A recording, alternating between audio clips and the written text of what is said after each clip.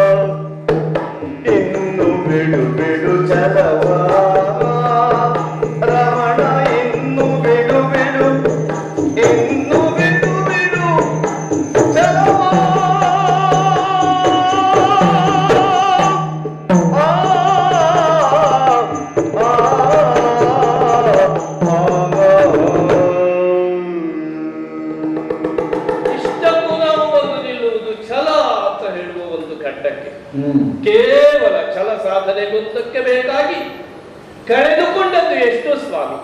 ಚತುರಂಗ ಸೇನೆ ಹೋಯಿತು ಹೋಗಲಿ, ಹುಟ್ಟಿದ ಮಕ್ಕಳೆಲ್ಲ ದಿನವೂ ಬಂದು ಅಪ್ಪಣೆಯನ್ನು ಸ್ವೀಕಾರ ಮಾಡಿ ಹೋದವರೆಲ್ಲರೂ ಮರಳಿ ಬರ್ತಾ ಇಲ್ಲ. ಕುಂಭಕರ್ಣನಂತಹ ಕುಂಭಕರ್ಣ ಹೋದಂತೆ ಹಿಂದಿರುಗಲಿಲ್ಲ. ಕಳ್ಕೊಂಡವರನ್ನೆಲ್ಲ ಲೆಕ್ಕ ಹಾಕುತ್ತಾ ಹೋದರೆ ನಾವು ಮತ್ತೆ ಗಳಿಸುವುದಕ್ಕೆ ಸಾಧ್ಯ ಇಲ್ಲ ಎನ್ನುವ ಹತಾಶ ಭಾವದಲ್ಲಿರುವಾಗ ಹೋಮಿಸಿ ಅವರನ್ನು ಮರಳಿ ಪಡೆಯುತ್ತೇನೆ ಅಂತ ನಾವು ಮಾಡ್ತೀವಿ. ಸ್ವಾಮಿ ತನ್ನ ಮಗ ಅಂತ ಹೇಳುವುದಲ್ಲ, ಅಂತಹ ಶಕ್ರಾರಿಯನ್ನು ನಾವು ಮರಳಿ ಪಡೆಯುವುದಕ್ಕೆ ಸಾಧ್ಯವೇ ಹೇಳಿ? ಇಲ್ಲ ಇಲ್ಲ, ಇದು ಯಾವುದನ್ನು ಕಳೆದುಕೊಳ್ಳುವುದಕ್ಕಿರುವುದಲ್ಲ ಸ್ವಾಮಿ. ಕಳೆದುಕೊಳ್ಳಲೇಬೇಕಾದದ್ದು ಒಂದೇ ಛಲ.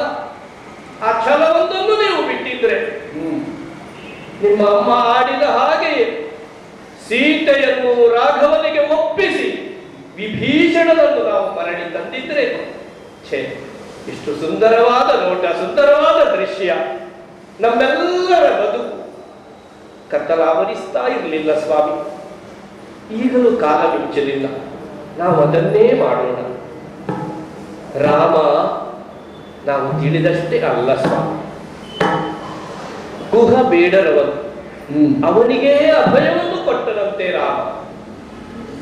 ಆ ಬಳಿಕ ಕಬಂಧನೋ, ವಿರಾಧನೋ, ಶಬರಿಯೋ ಇವರೆಲ್ಲರಿಗೂ ಮೋಕ್ಷವನ್ನು ಕರುಣಿಸಿದ ಮಹಾಚೇತನ ಆತ. ಬೇಡ, ನಿಮ್ಮ ವಾಲಿ, ಆ ವಾಲಿಯ ನಿಗ್ರಹದ ಹೊತ್ತಿಗೆ ರಾಮ ಮಾಡಿದ ಒಂದು ಕಾರ್ಯ ಸಾಲದೆ ರಾಮನ ಘನ ವ್ಯಕ್ತಿತ್ವವನ್ನು ತೋರಿಸುವುದಕ್ಕೆ ಶರಣನಾದಂತಹ ಸುಗ್ರೀವನನ್ನು ಹೊರೆದ ಪರಿ ಅತ್ಯದ್ಭುತವಾದದ್ದು ಸ್ವಾಮಿ, ಅತ್ಯದ್ಭುತವಾದದ್ದು. ಇಲ್ಲಿರುವ ಗುಟ್ಟನ್ನು ತಾವು ಅರ್ಥ ಮಾಡಿಕೊಂಡಿರಿ ಅಂತ ಭಾವಿಸ್ತೇನೆ. ಸಜೀವ ಶರಗಳನ್ನು ಹೊಂದಿರುವವನು ರಾಮ. ಸಂಕಲ್ಪ ಮಾಡಿಬಿಟ್ರೆ ಸಾಲದೆ ವಾಲಿಯನ್ನು ನಿಗ್ರಹಿಸುವುದಕ್ಕೆ ಈ ಶರಾನು ಸಂಧಾನವನ್ನು ನಾನು ಮಾಡ್ತೇನೆ ಅಂತ ಪ್ರಯೋಗ ಮಾಡಿದರೆ ಪಾತಾಳದಲ್ಲಿ ಇರಲಿ ವಾಲಿ, ಅದು ಹೋಗಿ ವಾಲಿಯನ್ನೇ ಅಲ್ಲವೋ ಖಾತಿಸು. ಆದರೂ ವಾಲಿ ಸುಗ್ರೀವರ ಕಾಳಗ ಆಗುವಾಗ ಆಳಭೇದವನ್ನು ಅರಿಯದೆ ನಾನು ಹಿಂಜರಿದೆ ಅಂತ ಹೇಳಿದ್ದಂತೆ ರಾಮ. ಏನನ್ನು ಸೂಚಿಸುತ್ತದೆ? ಅಂತಹ ಪಾಪಿಯಾದ ವಾಲಿ ಮರಣ ಎನ್ನುವ ಶಾಸನಕ್ಕೆ ಒಳಪಡಬೇಕಾದಂತಹ ವಾಲಿಯನ್ನೇ ಒಂದು ಅವಕಾಶ ಕೊಟ್ಟ ಪರಿಯಲ್ಲವೇ ಅದು? ಆಯಿತು, ವಾಲಿಯು ತನ್ನ ಛಲ ಸಾಧನೆಯನ್ನೇ ಮಾಡಿದ. ಪರಿಣಾಮದಲ್ಲಿ ರಾಮನ ಶರಣವನ್ನೀಡಾದ, ಸುಗ್ರೀವನನ್ನು ಅವನು ಕೊರೆದ ಪರಿ ಮಾತ್ರವಲ್ಲ, ಕಡಲ ತಡಿಗೆ ಬಂದರಂತೆ 3 ದಿವಸ ಉಪವಾಸಾದಿ ವ್ರತ ನಿರತನಾದಂತಹ ರಾಮ ಸಮುದ್ರ ರಾಜ ಒಲಿಯದೇ ಇರುವ ಕಾಲಕ್ಕೆ ಶರಾನುಸಂಧಾನವನ್ನು ಮಾಡಿದ್ದಂತೆ. ಆವಾಗ ಸಮುದ್ರ ರಾಜ ತನ್ನ ಸತಿಯರ ಸಂಗಡ ಬಂದು ರಾಮನನ್ನು ಶರಣು ಹೊಕ್ಕಾಗ ಅವರನ್ನು ಕೊರೆದ ರೀತಿ ಸಾಲದೆ ಶುಕ ಸಾರಣರು ನಿಮಗೆ ಇದನ್ನು ಎಳೆ ಎಳೆಯಾಗಿ ವಿವರಿಸಿದ್ದನ್ನು ನಾನು ಕೇಳಿದ್ದೇನೆ. ನಮ್ಮ ವಿಭೀಷಣ ಹೋಗಿ ರಾವಣನ ಅನುಜತಾನು ಅಂತ ಹೇಳಿಕೊಂಡು ನಿನಗೆ ಶರಣು ಬಂದಿದ್ದೇನೆ ಅಂತ ಹೇಳಿದ ಒಂದು ವಾಕ್ಯವನ್ನು ಆಡಿದ್ರಂತಲ್ಲ ರಾಮ. ಅಭಯಂ ಸರ್ವಭೂತೇಭ್ಯ ದದಾಮ್ಯೇತಂ ವ್ರತಂ ಮಮ ಅಂತ ಹೇಳಿದ್ದಂತೆ. ಹಾಗಾದ್ರೆ ಅಭಯವನ್ನು ಸಮಸ್ತ ಭೂತಗಳಿಗೂ ಕೊಡುವ ವ್ರತವನ್ನು ಅಂಗೀಕರಿಸಿದ ರಾಮನಿಗೆ ರಾವಣನನ್ನು ಪೊರೆಯುವುದು ಕಷ್ಟವೇ? ಇಲ್ಲ. ತನ್ನ ಇಷ್ಟಕ್ಕೆ ಅನುಸಾರಿಯಾಗಿಯೇ ರಾಮ ಅದನ್ನು ಮಾಡ್ತಾನೆ. ಸ್ವಾಮಿ, ಕೇವಲ ರಾಮನ ಪದಕ್ಕೆ ಎರಗಬೇಕು ಅಂತ ತಾವು ಭಾವಿಸಿಕೂಡುದು. ಈಗ ರಾಮ ಕೇವಲ ರಾಮನಲ್ಲ, ಅವನು ಲಕ್ಷ್ಮೀಕಾಂತನಾಗಿದ್ದಾನೆ. ಸೀತಾಕಾಂತನಾಗಿ ಇದ್ದಂತಹ ರಾಮ, ಎಲ್ಲರ ಗೋಚರಕ್ಕೆ ಕಾಣಿಸಿದ ರಾಮ ಈಗ ಲಕ್ಷ್ಮೀಕಾಂತನಾಗಿದ್ದಾನೆ. ಯಾವ ವಿಭಾಗದಲ್ಲಿ ಅಂತ ತಾವು ಆಲೋಚನೆ ಮಾಡಬೇಕು. ದುಷ್ಟರನ್ನು ವಧಿಸುವುದಕ್ಕೆ ಬೇಕಾಗಿ, ಶಿಷ್ಟರನ್ನು ಪರಿಪಾಲನೆ ಮಾಡುವುದಕ್ಕೆ ಬೇಕಾಗಿ ಶ್ರೀಮನ್ನಾರಾಯಣನೇ ಅವತಾರವನ್ನು ಮಾಡಿದ್ದಾನೆ ಅಂತ ನಮ್ಮ ವರ್ಗದವರೇ ನಿಮಗೆ ಸಾರಿ ಸಾರಿ ಹೇಳಿದ್ದಾರೆ. ಅಂತಹ ನಾರಾಯಣನ ಅವತಾರ ಸ್ವರೂಪಿಯಾದಂತಹ ರಾಮನ ಕಾಲಿಗೆ ಎರಗುವುದು ಅಂದ್ರೆ ಅದು ನಾರಾಯಣನ ಪದಕಾನತರಾಗಿ ಅಂತ ಅರ್ಥ. ಅವನಲ್ಲಿ ನಾವು ಶರಣು ಹೊಕ್ಕರೆ ಒಂದಷ್ಟನ್ನು ಉಳಿಸಿಕೊಳ್ಳಬಹುದು ಸ್ವಾಮಿ, ಒಂದಷ್ಟನ್ನು ಉಳಿಸಿಕೊಳ್ಳಬಹುದು. ಬಹಳಷ್ಟನ್ನು ಕಳಕೊಂಡಿದ್ದೀವಿ ಅಂತ ಮೊದಲು ಹೇಳಿದ್ದು ನೀನು. ಸರಿ, ಒಂದಷ್ಟನ್ನು ಉಳಿಸಿಕೊಳ್ಳಬಹುದು ಅನ್ನುವಂತಹ ಆಶಾಭಾವವನ್ನು ಈಗ ಪ್ರಕಟಿಸುತ್ತಿರುವವಳು ನೀನೆ. ಈಗ ಬಹಳ ಕಳೆದು ಹೋಗಿದೆ ಅಂತ ಆದ್ರೆ ಮತ್ತೆ ಇದು ಉಳಿದದ್ದಂತ ಸಾಕಲ್ವೇ? ಸಾಕೋರ್ವ ಮಗ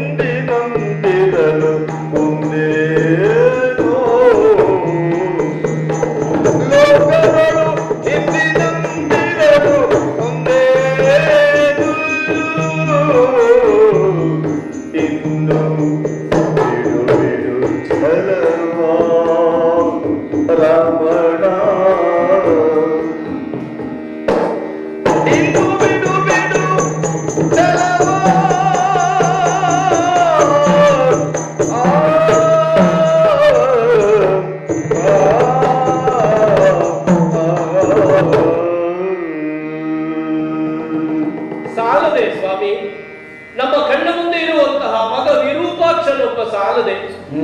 ನಾವು ಅಳಿದ ಬಳಿಕ ನಮಗೆ ಪಿಂಡ ಕ್ರಿಯಾದಿಗಳನ್ನು ಮಾಡುವುದಕ್ಕೆ ಇರುವಂತಹ ವಿರೂಪಾಕ್ಷರನ್ನಾದರೂ ಉಳಿಸಿಕೊಳ್ಳಬೇಕು ಅಂತ ನನ್ನ ಪ್ರಾರ್ಥನೆ. ನಾನು ಹೇಳಬಾರದು, ಈ ಮನೆಯ ಸೊಸೆಯಾಗಿ ಬಂದವಳು ಮನೆಯ ಹೆಣ್ಣು ಮಕ್ಕಳ ಬಗ್ಗೆ ಆಡಕೂಡದು. ಆದರೆ ಏನು ಮಾಡೋಣ ಸ್ವಾಮಿ, ವೃಕ್ಷ ಸಮೂಹಕ್ಕೆ ಅಂತಗಾರಿಯಾಗುವುದು ಕೊಡಲಿ. ಕೊಡಲಿ ಉತ್ಪನ್ನವಾಗುವುದು ಎಲ್ಲಿಂದ? ಅದೇ ವೃಕ್ಷದಿಂದಲ್ವೇ. ಹಾಗಾಗಿ ನಿಮ್ಮ ತಂಗಿಯಾದ ಸದ್ಯ ಮೂಗನ್ನು ಕಳ್ಕೊಂಡ ಶೂರ್ಪನಖ ಕುಲಕ್ಕೆ ಮಾರಿಯಾಗಿ ಹೋಗಿದ್ದಾಳೆ.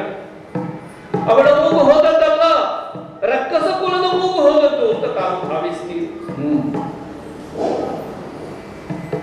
ಒಂದು ವೇಳೆ ಈಗ ನಾನು ಹೇಳಿದ ಹಾಗೆ ಮಗ ವಿರೂಪಾಕ್ಷನನ್ನು ಉಳಿಸಿಕೊಳ್ಳುವಂತಹ ಪ್ರಯತ್ನವನ್ನು ನಾವು ಮಾಡಿದರೆ ರಕ್ಕಸ ಕುಲದ ಮೂಗು ಉಳಿತದೆ ಸ್ವಾಮಿ.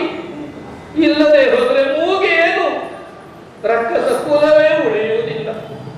ತಾವೊಮ್ಮೆ ಆಲೋಚನೆಯನ್ನು ಮಾಡಬೇಕು. ರಾಮ ಜನಾಂಗ ವಿರೋಧಿ ಅಲ್ಲ ಅಂತ ಹೇಳುವುದು ಸ್ಪಷ್ಟವಾಗಿದೆ. ವಾನರರನ್ನು ಕಂಡ್ರೆ ರಾಮನಿಗೆ ಆಗುವುದಿಲ್ಲ, ಅದಕ್ಕಾಗಿ ವಾಲಿಯನ್ನು ಕೊಂದ. ಇಲ್ಲವಲ್ಲ, ಸುಗ್ರೀವನನ್ನು ಸಂರಕ್ಷಿಸಿದ್ದಾನೆ. ರಾಮನಿಗೆ ರಾಕ್ಷಸರನ್ನು ಕಂಡ್ರೆ ಆಗುವುದಿಲ್ಲ, ಅದಕ್ಕೆ ಬೇಕಾಗಿ ಲಂಕಾಭಿಯೋಗವನ್ನು ಮಾಡಿದ್ದಾನೆ. ಇಲ್ಲವಲ್ಲ, ವಿಭೀಷಣನನ್ನು ಕೊಟ್ಟಿದ್ದಾನಲ್ಲ. ಹಾಗಾಗಿ ಜನಾಂಗ ದ್ವೇಷಿ ಅಲ್ಲದೆ ಇರುವಂತಹ ರಾಮ ನಮ್ಮನ್ನು ಉಳಿಸ್ತಾನೆ. ಈ ಮಾತಿನಲ್ಲಿ ಉಪೇಕ್ಷೆ ಮಾಡಕೂಡದು. ತಡ ಈಗ ಆಗಿದೆ, ತಡವಾಗಿದೆ ಸ್ವಾಮಿ. ಈಗ ಇನ್ನೂ ತಡ ಮಾಡದೆ ಹೋಗಿ ನಾವು ಶರಣಾದರೆ ನಮ್ಮ ಮುಂದಿನ ಪೀಳಿಗೆ ನಾವು ಉಳಿಸಿಕೊಳ್ಳಬಹುದು ಸ್ವಾಮಿ, ಉಳಿಸಿಕೊಳ್ಳಬಹುದು. ಹುಲುನರರ ಮುಂಭಾಗದಲ್ಲಿ ತಲೆಬಾಗಬೇಕು.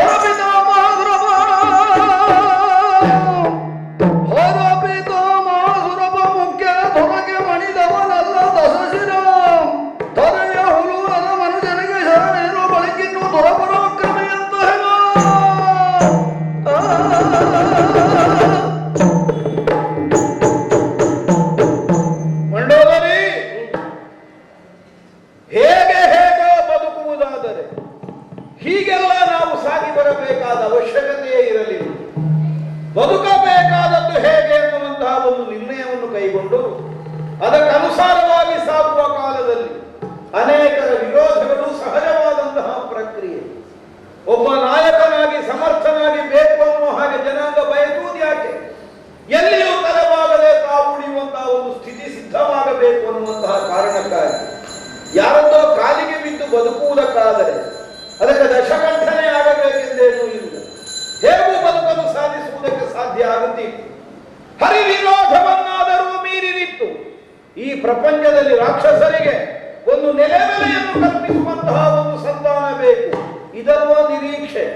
ಇಲ್ಲದೆ ಹೋದ್ರೆ ಶರಣಾಗತರ ಸಂರಕ್ಷಣೆ ಮಾಡುವ ಮನೋಧರ್ಮವುಳ್ಳಂತಹ ನಾರಾಯಣನ ಕಾಲನ್ನು ಹಿಡಿದು ನಮ್ಮವರಿಗೆ ಎಂದೋ ಬದುಕು ಸಾಗಿಸುವುದಕ್ಕೆ ಸಾಧ್ಯವಾಗುತ್ತಿಲ್ಲ. ಹರಿವಿರೋಧಕ್ಕಾಗಿಯೇ ಬೇಕು. ನೀನಿಗೆ ಹೇಳ್ತಿ ಬಂದ ರಾಮ ಸಾಮಾನ್ಯನಲ್ಲ, ಅವ ಲಕ್ಷ್ಮೀಪತಿ ಇದ್ದಾನೆ, ಸಂರಕ್ಷಣೆ ಮಾಡುತ್ತಾನೆ. ಒಂದು ವೇಳೆ ಮನುಷ್ಯ ಆದ್ರೆ ಹೇಗೂ ಮಣಿಯುವುದಕ್ಕಿಲ್ಲ, ಅವ ಲಕ್ಷ್ಮೀಪತಿ ಆದ್ರೆ ಹೇಗೂ ಮಣಿಯ ಕೂಡದು. ಯಾಕಂದ್ರೆ ನಾರಾಯಣ ವಿರೋಧಕ್ಕಾಗಿಯೇ ದಶಕಂಠನನ್ನು ಈ ಪ್ರಪಂಚದಲ್ಲಿ ಪಡೆದಿದ್ದಾರೆ ನಮ್ಮ ಪೂರ್ವಿಕರು ಅನ್ನುವುದನ್ನು ಮರೆಯುವುದಕ್ಕಿಲ್ಲ. ಆದ್ದರಿಂದಲೇ ರಾಮ ವಿರೋಧ ಸಲ್ಲದನ್ನು ಹಾಗಾಡಿದಂತಹ ವಿಭೀಷಣನನ್ನಾದರೂ ನಾವು ಹೊರಗಿಳಿಸಬೇಕಾದಂತಹ ಸ್ಥಿತಿ ಒದಗಿ ಬಂದದ್ದು. ಯಾಕೆ? ರಾಮ ವಿರೋಧವನ್ನು ಸಾಧಿಸಿದರೆ ನಮಗದು ಸರ್ವನಾಶ ಕಾರಣವಾಗುತ್ತದೆ. ಒಟ್ಟಂದದಲ್ಲಿ ಹರಿವಿರೋಧಕ್ಕಾಗಿಯೇ ನಾನು ಸಿದ್ಧವಾಗಿಸಿದ ಸಮಸ್ತ ರಾಕ್ಷಸರ ಅಂತರಂಗದ ದೃಢತೆಯನ್ನೇ ಅಲುಗಾಡಿಸುವಂತಹ ನುಡಿಗಳನ್ನು ತುಂಬಿದ ಸಭೆಯಲ್ಲಿ ಅವನಾಡಿದ್ದರಿಂದ ಅವನನ್ನು ಸಭೆಗಿಂತ ಹೊರಗೆ ನಡೆ ಅನ್ನೋ ಹಾಗೆ ಆಡಬೇಕಾದಂತಹ ಕಾರ್ಪಣ್ಯವನ್ನು ನಾನು ಕಾಣಿಸಬೇಕಾಗಿ ಬಂದದ್ದು. ಒಬ್ಬ ನಾಯಕನಾದವನಿಗಿರಬೇಕಾದ ಬದ್ಧತೆ ಅದು. ಯಾವ ಉದ್ದೇಶಕ್ಕಾಗಿ ನಾವು ನಮ್ಮವರನ್ನು ಸಿದ್ಧಪಡಿಸಿದ್ದೇವೆ ಅದು ಪಕ್ವವಾಗುವಂತಹ ಕಾಲದಲ್ಲಿ ಅದಕ್ಕಿಂತ ಹೊರಗೆ ಸರಿಯಿರಿ ಅನ್ನೋ ಹಾಗೆ ನಾವೊಂದು ಸಂದೇಶವನ್ನು ಕೊಡ್ತೇವೆ ಅಂತಾದರೆ ಮೊದಲು ಕೊಟ್ಟ ಸಂದೇಶದ ಮೌಲ್ಯ ಎಲ್ಲಿ ಉಳಿಯುತ್ತದೆ? ಆದ್ದರಿಂದ ವಿರೋಧ ಸರಿ. ಏನೇ ಸಾಮಾನ್ಯರು ನಮಗೆ ಇದಿರಾದವರು ಹರ ಪಿತಾಮಹ ಸುರಪ ಮುಖ್ಯರ ಸುರಕ್ಕೆ ಬೆದರುವನಲ್ಲದ ಶಶಿರ. ನಾನು ಹೊರ ಪಡೆದದ್ದನ್ನೆಲ್ಲ ನಿನಗೆ ಯಾರಾದ್ರೂ ಹೇಳಿಯಾದ್ರೂ ಇರಬೇಕಲ್ಲ. ಸಾವಿರ ಸಾವಿರ ವರ್ಷಗಳ ಕಾಲದ ತಪಸ್ಸಿಗೆ ವಿಧಾನ ಪ್ರತ್ಯಕ್ಷನಾಗದೇ ಇರುವಂತಹ ಕಾಲಕ್ಕೆ 1000 ವರ್ಷದ ತಪಸ್ಸು ಮುಗಿದಾಗ ಬಾರದೆ ಇರುವ ಬ್ರಹ್ಮನನ್ನು ಭರಿಸುವುದಕ್ಕಾಗಿ ಒಂದೊಂದೇ ತಲೆಗಳನ್ನು ಕಡಿದು ಹೋಮಿಸಿ 10,000 ವರ್ಷಗಳ ಕಾಲದ ತಪಸ್ಸನ್ನು ನಾನೇ ಸಗಿದವ. ಹಾಗಿದ್ರೇನು? ಬ್ರಹ್ಮನೇ ಆಗಲಿ ಅನುಗ್ರಹಿಸುವುದಕ್ಕೆ ಆಗಿರಲಿ ನಾವು ಉದ್ದೇಶಿಸಿದಂತಹ ಕ್ಷಣಕ್ಕೆ ನಮ್ಮ ಮುಂಭಾಗದಲ್ಲಿ ಬಂದು ಒದಗಬೇಕು. ಬ್ರಹ್ಮದೇವನ ಮುಂಭಾಗದಲ್ಲಿ ತಲೆ ಬಾಗಿದ್ದಲ್ಲ, ತಲೆ ಕಡಿದು ಚೆಲ್ಲಿದೆ. ಆದರೂ ಬ್ರಹ್ಮನಿಗೂ ತಲೆಬಾಗಿ ಬದುಕಿನವನಾದ ಶಶಿ ನಮ್ಮ ಗಮನ ಕಡ್ಡವಾಗಿ ನಿಂತ ಕೈಲಾಸ ಪರ್ವತವನ್ನಾದರೆ ಬದಿಗೆ ಸರಿಸಿಯ ಮುಂದಕ್ಕೆ ಸಾಗುವಂತಹ ಪ್ರವೃತ್ತಿಯೇ ಹೊರತು ಕೈಲಾಸ ಪರ್ವತವಂತಲ್ಲ ಅನ್ನುವುದಕ್ಕಾಗಿ ನಮ್ಮ ದಾರಿ ಬದಲಿಸುವ ಸ್ಥಿತಿ ಇಲ್ಲ. ಇದು ದಶಕಂಠನ ಪಥ, ದಶಕಂಠನ ಗತಿ. ಹಾಗೆ ಸಾಗಿದ ನಾನು ಎಲ್ಲಿಯೋ ಮೊನ್ನೆ ಇನ್ನೂ ವರ್ಷ 50 ದಾಟಲಿಲ್ಲ ಅಂತಹ ರಾಮನ ಲಕ್ಷ್ಮಣನ ಕಾಲಿಗೆ ಬಿದ್ದು ಬದುಕುವ ಬದುಕ ಬೇಡ ಬಿಡು. ಸ್ವಾಮಿ, ಇಷ್ಟು ಹೇಳಿದ್ರು ನಿಮಗೆ ಪಥ್ಯ ಆಗುವುದಿಲ್ಲ. ತುಂಬಿದ ಸಭೆಗೆ ಮೂಗು ಕಳ್ಕೊಂಡವನು ಬಂದು ಅತ್ತಾಗ ನೀವು ಅದಕ್ಕೆ ಸ್ಪಂದಿಸ್ತೀರಿ. ಹೌದು, ಇಡೀ ರಂಗಸ ಜನಾಂಗವನ್ನು ಉಳಿಸುವ ಸಲುವಾಗಿ ನಾನು ಅಳುತ್ತೇನೆ ಸ್ವಾಮಿ, ಅಳುತ್ತೇನೆ. ಈಗ ಅಳಲಿದಳು ಬೇಡ ಗಡ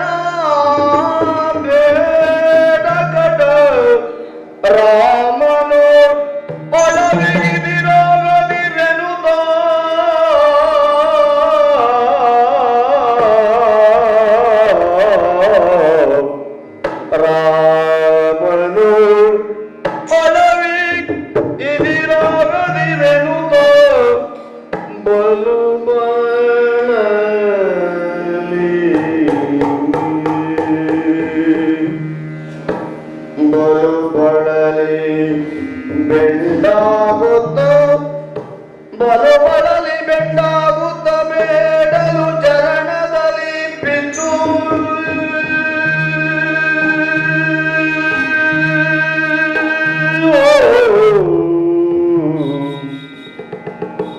ಬಲಬಳಲಿ ಬೆಂಡಾಗುತ್ತ ಬೇಡಲು ಚರಣದಲ್ಲಿ ಬಿದ್ದು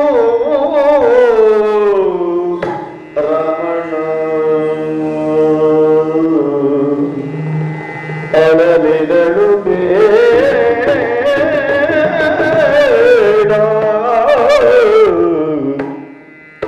ಆ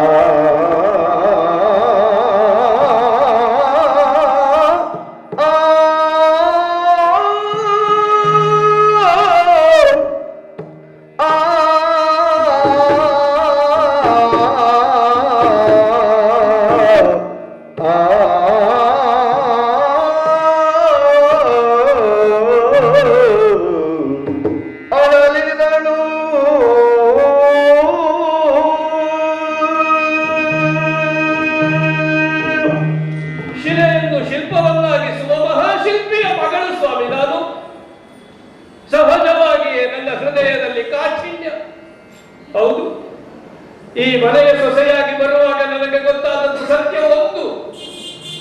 ಮಯತನುಜ ಮಂಡೋದರಿಯನ್ನು ಕೈ ಹಿಡಿದು ಬರುತ್ತಿರುವುದಲ್ಲ ರಾವಣ, ಶಿವನ ಮಡದಿಯಾದ ಪಾರ್ವತಿಯನ್ನು ತನ್ನ ಸತಿಯನ್ನಾಗಿಸಿ ಕರೆತರ್ತೇನೆ ಅಂತ ಹೊರಟವು. ಹಾಗಾದ್ರೆ ಮನೆ ತುಂಬಿಸಿಕೊಳ್ಳುವಾಗಲೂ ನಿಮಗಿದ್ದ ಭಾವ ಯಾವುದು? ಪಾರ್ವತಿ ತನ್ನ ಸತಿ, ನನ್ನವಳು ಎನ್ನುವ ಭಾವ. ಮೊದಲ ದಿವಸವೇ ನನ್ನ ಅಸ್ತಿತ್ವವನ್ನು ಕಳಕೊಂಡವಳು ಸ್ವಾಮಿ ನಾನು. ಆದ್ರೆ ಅಳ್ಳಿಲ್ಲ, ತಾನು ಮಾಡಿದ ತಪ್ಪದು ಅಂತ ಈಗ ಅರ್ಥ ಆಗುತ್ತಾ ಉಂಟು. ಆ ಬಳಿಕ ರಾಜ್ಯ ವಿಸ್ತಾರ ಆಗುತ್ತಾ ಹೋಯಿತು. ಕೇವಲ ರಾಜ್ಯ ವಿಸ್ತಾರ ಆಗುವುದಲ್ಲ, ನಮ್ಮ ಅಂತಃಪುರವೂ ವಿಸ್ತಾರ ಆಗುತ್ತಾ ಹೋಯಿತು. ಎಲ್ಲಿಯ ಹೆಣ್ಣು ಮಕ್ಕಳು, ಸುರರ ಕನ್ನಿಕೆಯರು, ನರರ ತರುಣಿಯರು, ಉರಗರ ರಮಣೀಯರು ಎಲ್ಲರೂ ಬಂದು ನಮ್ಮ ಅಂತಃಪುರದಲ್ಲಿ ನನ್ನ ಪಲ್ಲಕ್ಕವನ್ನು ಹಂಚಿಕೊಳ್ಳುವಾಗ ನಾನು ಅಳ್ಳಿಲ್ಲ. ಅದು ನಾನು ಮಾಡಿದ ತಪ್ಪು. ಬೇಡ, ಸೀತೆಯನ್ನು ಮಂಡೋದರಿ ಅಂತ ನನ್ನ ಮುಂದೆ ತಾವು ಬಂದು ಆಡಿದಾಗ ಆಣೆಯ ಮಾತನ್ನಾಡಿದೆ, ಅಳ್ಳಿಲ್ಲ ನಾನು. ಅದು ನಾನು ಮಾಡಿದ ತಪ್ಪು ಅಲ್ಲ. ಸೀತೆಯನ್ನು ತಂದ ಬಳಿಕವೂ ಅವಳನ್ನು ಪ್ರಲೋಭಿಸುತ್ತ ನನ್ನವಳನ್ನಾಗಿಸ್ತೇನೆ, ನೀನು ಬರಬೇಕು ಮಂಡೋದರಿ ಅಂತ ಮಧ್ಯರಾತ್ರಿಯ ಕಾಲದಲ್ಲಿ ನನ್ನನ್ನು ಎಬ್ಬಿಸಿಕೊಂಡು ಹೋದರಲ್ಲ, ಆವಾಗ ನಾನು ಅಳಬೇಕಿತ್ತು. ಸ್ವಾಮಿ, ನಾನು ಅಳ್ಳಿಲ್ಲ. ಯಾಕೆ? ಕಾಠಿಣ್ಯ. ನನ್ನಪ್ಪ ನನ್ನನ್ನು ಹುಟ್ಟಿಸುವಾಗ ಯಾವ ಭಾಗದಲ್ಲಿ ಹುಟ್ಟಿಸಿದ್ದೋ ಏನೋ. ಹುಟ್ಟಿದ ಮಕ್ಕಳೆಲ್ಲ ಹೇಳವಾಗಿ ಉರುಳುತ್ತಿರುವಂತಹ ದೃಶ್ಯವನ್ನು ಕಂಡವಳು ನಾನು. ಆ ಮಕ್ಕಳನ್ನು ತೂಗಿದ ತೊಟ್ಟಿಲು ಬರಿದಾಗುತ್ತಾ ಇರುವ ಹಾಗೆಯೇ ಅಳಬೇಕಿತ್ತು. ನಾನು ಅಳಲಿಲ್ಲ ಸ್ವಾಮಿ, ಅದು ನಾನು ಮಾಡಿದ ತಪ್ಪು. ಸುತ್ತಮಿತ್ರ ಚಿತ್ತುವಿಗಾಗಿ ಬರುಗಿದ್ದೇನೆ ಅಂತ ಹೇಳಿ 14 ಲೋಕವನ್ನು ಗಡಗುಟ್ಟಿಸಿದ ರಾವಣ ಹೇಳ್ತಂತೆ, ಮಂಡೋದರಿ ಅಂತಃಕರಣ ಕರಗಲಿಲ್ಲ. ಯಾಕೆ? ಯಾವುದು ಕಳ್ಕೊಂಡ ಹಾಗಲ್ಲ, ಹೊಂದಿದ್ರು ಸಾಕು. ಯಾವುದು? ಅದು ಸೌಭಾಗ್ಯ. ದಿವಸವು ಹಣೆಯಲ್ಲಿ ಇಡುವಂತಹ ಸಿಂಧೂರ, ಅದನ್ನು ಮಾತ್ರ ಮರೆಸಬೇಡ ಅಂತ ಆ ವಿಧಿಯಲ್ಲಿ ಪ್ರಾರ್ಥಿಸುತ್ತಾ ಇದ್ದದ್ದು ನಾನು ಸ್ವಾಮಿ. ಈಗ ಹಾಗಲ್ಲ. ಇನ್ನು ನಾನು ಅಳದೆ ಹೋದ್ರೆ ನಾನು ಅದನ್ನು ಕಳೆದುಕೊಳ್ತೇನೆ ಸ್ವಾಮಿ, ಅದನ್ನು ಕಳೆದುಕೊಳ್ತೇನೆ. ನಿಮಗೆ ಗೊತ್ತಿಲ್ಲದೆ ಇರುವುದನ್ನು ನೆನಪಿಸ್ತೇನೆ ನಾನು. ನಿನ್ನೆಯ ದಿವಸ ನಿಮಗೂ ರಾಮನಿಗೂ ಕಾಳಗವಾಯಿತು. ವಿವಸ್ತ್ರರಾಗಿ ತಾವು ಬರುವಂತಹ ಸ್ಥಿತಿ ಒದಗಿತು. ಆಗ ತಾವು ಹೋಮಕ್ಕೆ ಸನ್ನದ್ಧರಾಗಿ ಸಂಕಲ್ಪ ಬದ್ಧರಾಗಿ ಕುಳಿತ ಕಾಲ. ಬಂದ್ರಲ್ಲ ಹನುವಾದಿಗಳು, ಅಂಗದ ಬಂದು ನನ್ನ ಸೆರಗಿಗೆ ಕೈ ಇಟ್ಟಿದ್ದಾರೆ ಸ್ವಾಮಿ. ಅಳ್ಳಿಲ್ಲ ನಾನು. ಯಾಕಳ್ಳಿಲ್ಲ? ನನ್ನ ಗಂಡ ಉಳಿದ 10 ಹೆಗಲಿನ ಮೇಲಿರುವ ಸೆರಗಿಗೆ ಕೈ ಇಟ್ಟಿದ ಪರಿಣಾಮ ಇದು. ಅನುಭವಿಸಬೇಕು, ನಾನು ಅನುಭವಿಸಬೇಕು. ಜಾರಿದ ಸೆರಗಿನವಳು ಅಂತ ಹೇಳಿ ಮಂಡೋದರಿಯನ್ನು ಅವರೆಲ್ಲ ಬೆಟ್ಟು ಮಾಡಿ ತೋರಿಸುವಾಗ ಸಾಯಲಿಲ್ಲವಲ್ಲ ನಾನು. ಬಹುಶಃ ಈ ಕ್ಷಣಕ್ಕಾಗಿ ಬದುಕಿದ್ದೆ ಅಂತ ಭಾವಿಸ್ತೇನೆ. ಇಲ್ಲ, ನನಗೊಂದು ದ್ವಂದ್ವ ಕಾಣಿಸ್ತಾ ಉಂಟು ಸ್ವಾಮಿ ನಿಮ್ಮಲ್ಲಿ. ಮಾವ ರಾಮನ ಬಗ್ಗೆ ಹೇಳುವಾಗ, ಮಾರೀಚ ಮಾವ ನೀವೇನೋ ಹೇಳಿದ್ರಂತೆ, ಬೇರನ್ನು ಬಲ್ಲವನಿಗೆ ಏನು ಎಲೆ ತೋರಿಸುವುದು ಅಂತ ಹೇಳಿದ್ರಂತೆ.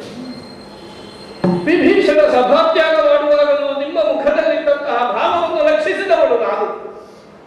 ಈಗ ಹೇಳ್ತೀರಿ ಚತುರಂಗ ಸೇನೆಗಾಗಿ ನಾನು ವರ್ಗುವುದಿಲ್ಲ ಅಂತ ಹೇಳ್ತಾ ದ್ವಂದ್ವ ಭಾವವನ್ನು ತೋರಿಸ್ತಾ ಇದ್ದೀರಿ. ಚತುರಂಗ ಸೇನೆಯನ್ನು ಕಟ್ಟಿದ್ಯಾಕೆ? ನಾರಾಯಣ ವಿರೋಧವನ್ನು ಸ್ಥಾಪಿಸುವುದಕ್ಕೆ. ಅದೇ ಹೌದಾದರೆ ಅದರ ನಿಮಿತ್ತವಾಗಿ ಕಳ್ಕೊಂಡವಲ್ಲ ನಾವು, ಅದಕ್ಕೆ ಉತ್ತರ ಬೇಡುವ. ಸತ್ತವರಿಗೆ ಯಾವ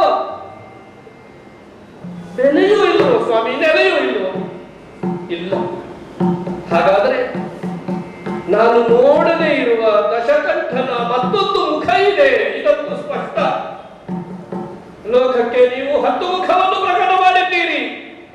ಆದರೆ ನನಗೆ ಈ ಹೊತ್ತು ಕಾಣಿಸ್ತಾ ಉಂಟು ಇನ್ನೊಂದು ಮುಖ ಉಂಟು, ನಮ್ಮವರಿಗೆ ಇನ್ನೊಂದು ಮುಖ ಉಂಟು.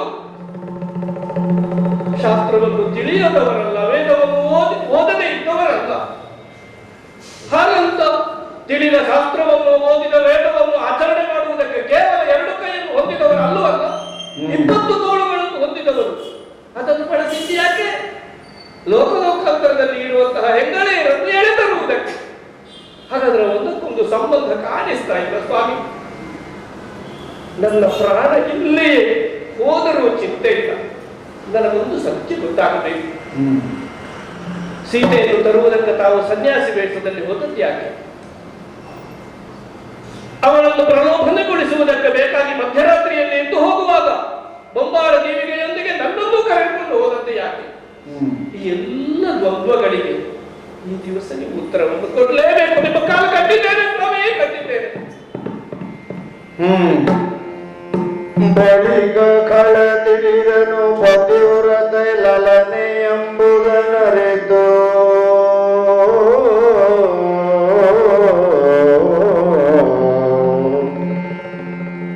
ಕಳತಿಳಿದನು ಪತಿವ್ರತೆ ಲಲನೆ ಎಂಬುದನರಿತು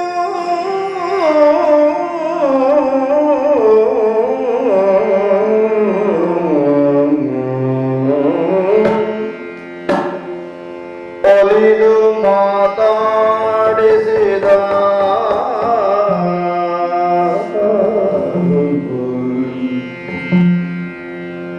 ಪತಿವ್ರತೆ ಲಲನೆ ಇವಳೆನ್ನೆನುತ ಮನದಲ್ಲಿ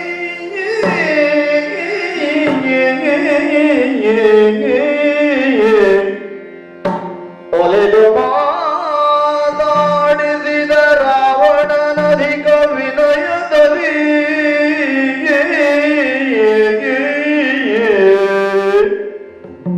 ಒಲಿದು ಮಾತಾಡಿಸಿದ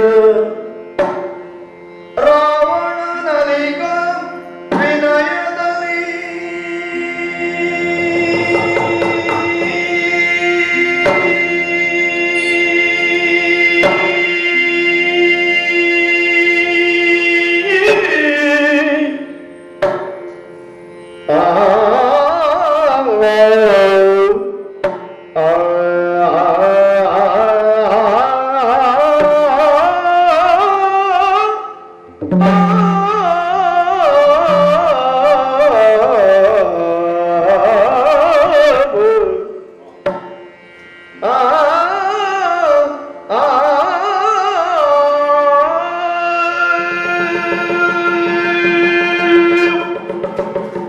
लालिसो मयतनुजे मज्जरीदा लालिसो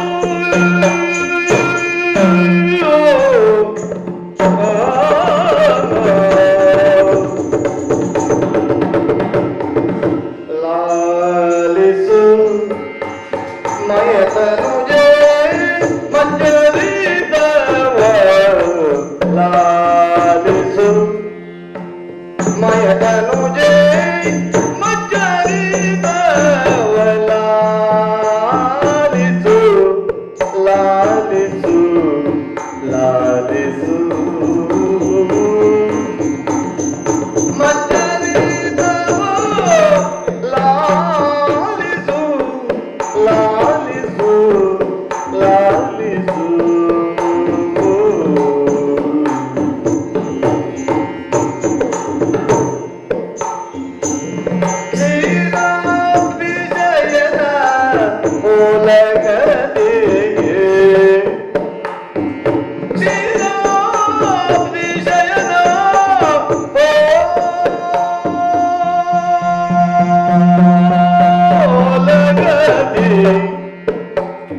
ನಾವು ದ್ವಾರಪಾಲಕರಾಗಿ ಮುದದಿ ನಾವು ದ್ವಾರಪಾಲಕರಾಗಿ ಮುದದಿ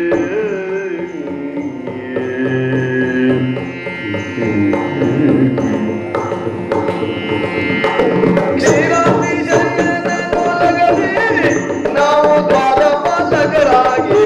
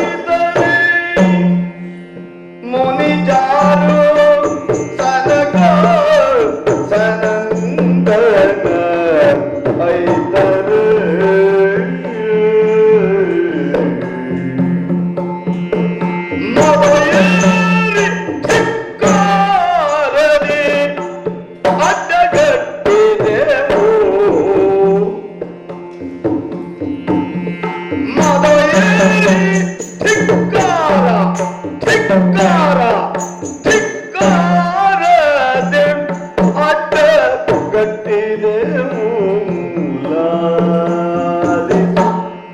ಲಾಲಿಸು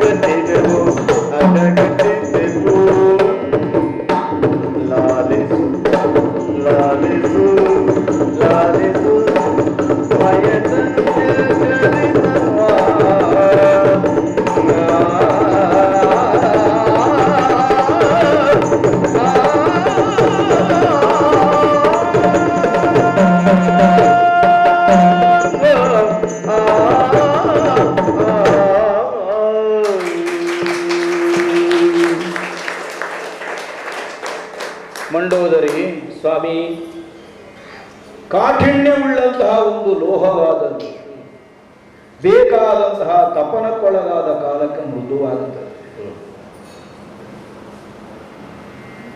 ಈ ತನಕ ಸಾತ್ವಿಕತೆಯ ಸಜ್ಜನಿಕೆಯ ಮಾತುಗಳು ಬಂದಾಗಲೆಲ್ಲ ಕೆರಳುತ್ತಾ ಇದ್ದ ದಶಕಂಠ. ಯಾರೇ ಅಂತಹ ಮಾತುಗಳನ್ನಾಡಲಿ ಅದನ್ನು ಕಳೆದು ಮುಂದಕ್ಕೆ ಸಾಗುತ್ತಿದ್ದಂತಹ ದಶಕಂಠ. ನಿನ್ನ ಮಾತುಗಳಿಗೆ ಕಿವಿಯಾಗುತ್ತಾ ಉಳುಮೆ ತೋರಿಸುವಂತಹ ಹದಕ್ಕೆ ಬಂದು ನಿಂತ ದಶಕಂಠ.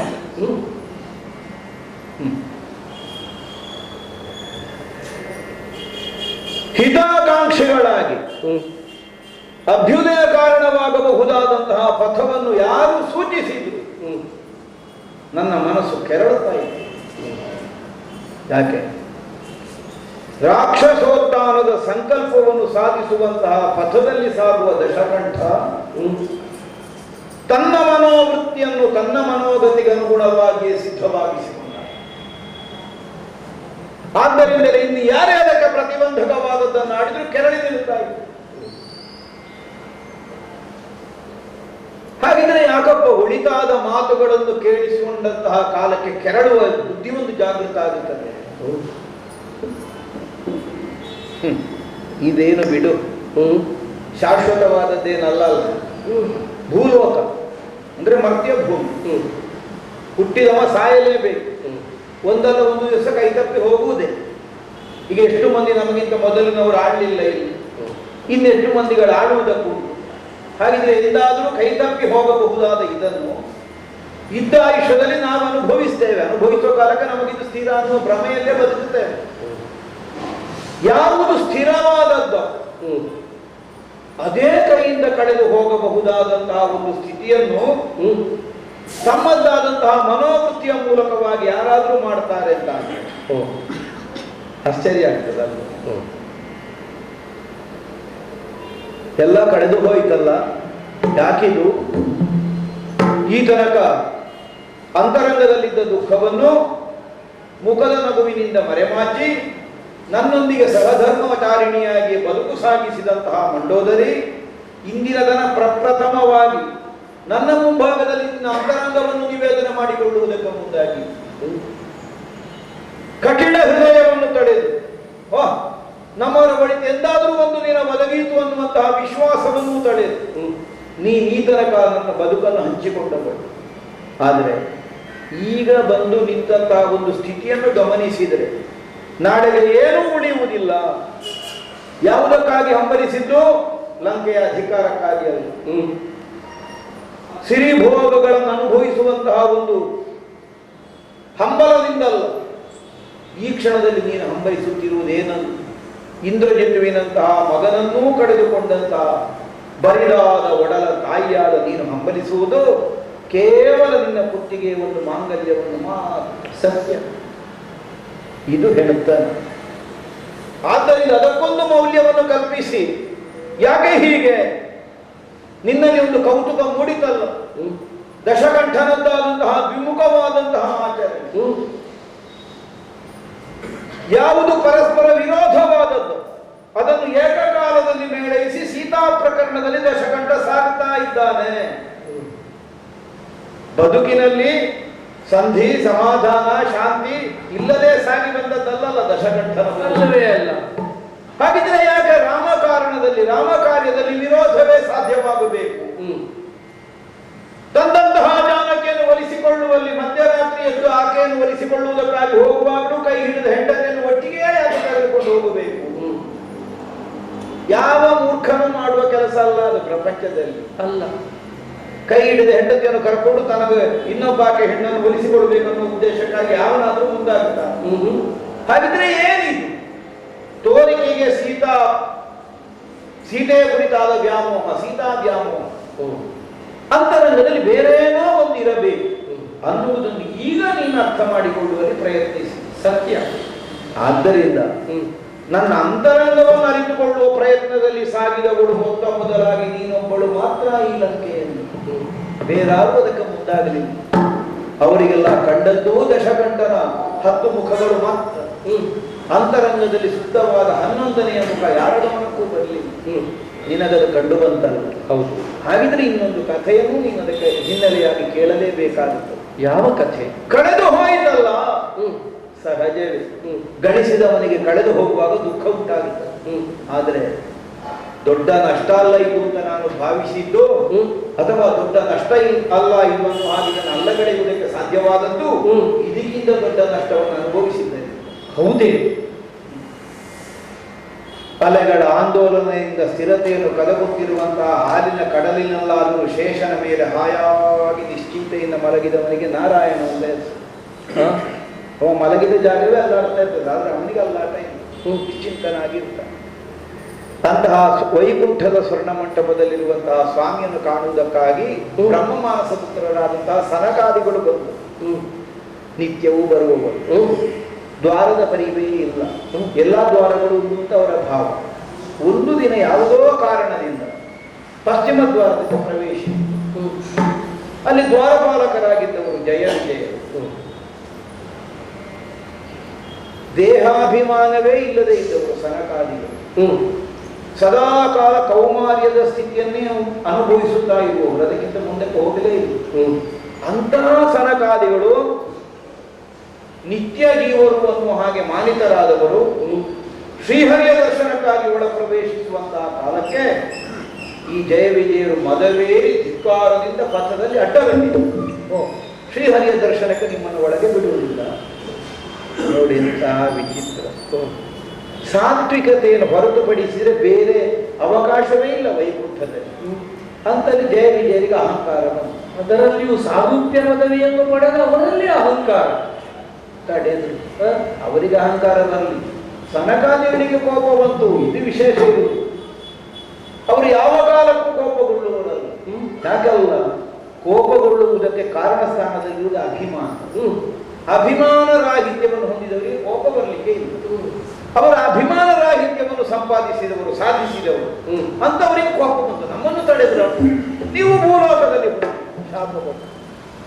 ಪರಿಣಾಮ ಅನುಭವಿಸಲೇಬೇಕಾಗಿ ಬಂತು. ನಾರಾಯಣನ ಕಾಲು ಹಿಡಿದು ಹೋಗಿ ಆ ಕಾಲಕ್ಕೆ ಅವನೇ ಸನಕಾದಿಗಳನ್ನು ಸಮಾಧಾನಗೊಳಿಸಿ ಭೂಲೋಕದಲ್ಲಿ ಹುಟ್ಟಬಹುದಾದಂತಹ ಅವರ ವಾಕ್ಯವನ್ನು ತಪ್ಪಿಸುವುದಕ್ಕಾಗುವುದಿಲ್ಲ.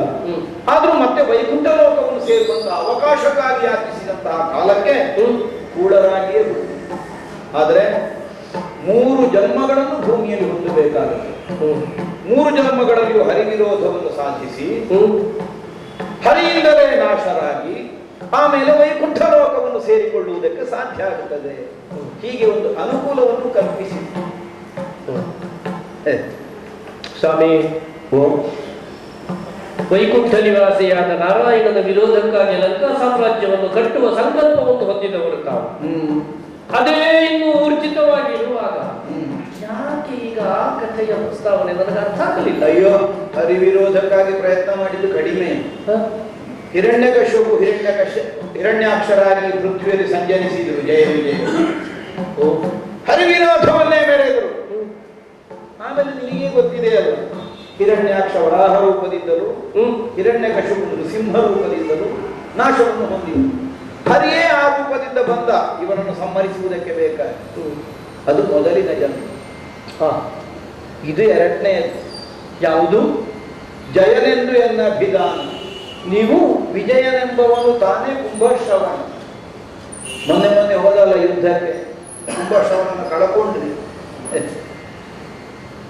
ವನಿತೆ, ಇದು ಕೇಳಿ ಎರಡನೆಯ ಜನ್ಮ. ಇನ್ನೂ ಒಂದುಂಟು ಸಾಧಿಸಲಿಕ್ಕೆ. ಇನ್ನೊಂದು ಆಗಬೇಕು ಅಂದ್ರೆ ಇದು ಮುಗಿಸಬೇಕು. ಇದು ಮುಗಿಸದೆ ಮುಂದಿನದಕ್ಕೆ ಹೋಗುವುದಕ್ಕಾಗುವುದಿಲ್ಲ. ಆ ಕಾರಣದಿಂದಲೇ ಹರಿವಿರೋಧ. ಶುಕಸಾರಣರು ಬಂದು ರಾಮಪಾಳೆಯವನ್ನು ವರ್ಣಿಸುತ್ತಿರುವಂತಹ ಕಾಲಕ್ಕೆ ಗದರಿಸಿದ ಅದೇ ಕಾರಣಕ್ಕೆ ಮುಚ್ಚಿಬಾರಿ. ನಮಗೆ ಬೇರೆ ಗೊತ್ತುಂಟು, ಮತ್ತೆ ನೀವು ಎಲೆಗಳನ್ನು ತೋರಿಸಿದ್ಯಾಕೆ? ಈ ಎಲೆ ಬೇರೊಂದು ತೋರಿಸಬೇಕಾದ ಅವಶ್ಯಕತೆ ಇಲ್ಲ, ಮೂಲವನ್ನೇ ತಿಳಿದಿದ್ದೇವೆ. ಪರಮಧಾಮವಾದಂತಹ ವೈಕುಂಠದ ಧಾಮದಲ್ಲಿ ಪಶ್ಚಿಮ ದ್ವಾರವನ್ನು ಸಂರಕ್ಷಿಸುವಂತಹ ಹೊಣೆಯನ್ನು ಹೊತ್ತ ಜಯ ವಿಜಯವೇ ಶಾಪಗ್ರಸ್ತರಾಗಿ ಈ ಧರೆಯಲ್ಲಿ ಈಗ ರಾವಣ ಕುಂಭಕರ್ಣರಾಗಿ ಸಂಚರಿಸಿದವರು. ಸ್ವಾಮಿ, ಕುಳಿತುಕೊಳ್ಳಬೇಕು ತಾವು. ಯಾಕೆ? ವಿಶೇಷ ಪಾದ ಪೂಜೆಯನ್ನು ಮಾಡುವ ಹಂಬಲ ಈಗ ಆಗ್ತಾ ಉಂಟು ನನಗೆ. ವೈಕುಂಠ ಲೋಕದಲ್ಲಿ ಸಾರೂಪ್ಯ ಪದವಿಯನ್ನು ಅಲಂಕರಿಸಿದ ಜಯ ತಾವು, ನಿಮ್ಮ ಕೈ ಹಿಡಿದವಳು ನಾನು. ಸಾರ್ಥಕ ಆಯ್ತು, ಸಾರ್ಥಕ ಆಯ್ತು. ಇನ್ನೇನು ಕೇಳುವುದಿಲ್ಲ ಸ್ವಾಮಿ. ಅಲ್ಲ, ನಿನ್ನ ಬದುಕು ಸಾರ್ಥಕ ಆಯ್ತು, ನಮ್ಮದಾಗ್ಲಿಲ್ಲ ಅಲ್ಲ ಸಾರ್ಥಕ. ಯಾಕಂದ್ರೆ ನಿನ್ನ